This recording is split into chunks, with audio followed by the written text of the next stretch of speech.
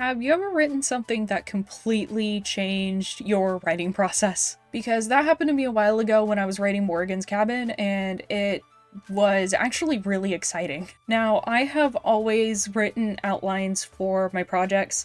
That's kind of how I get everything started, and it's an essential piece of my creative writing process. But I didn't realize that I was focusing so heavily on the plot that I was actually starting to neglect my characters and actually getting to know them. When I first drafted Morgan's Cabin, I ended up bringing it to my workshop for my class, and I got a lot of feedback on it, but it made me realize that I didn't know much about Morgan as a character, and I definitely didn't know anything about her personality, and she actually didn't seem all that interesting to me. Now, I turned things around and I rewrote my draft by introducing kind of a character that got mentioned in the beginning, and through having her interact with Morgan, I was able to kind of see her character a bit more, and so I ended up rewriting essentially the whole story, which also resulted in her getting a little bit more agency as well.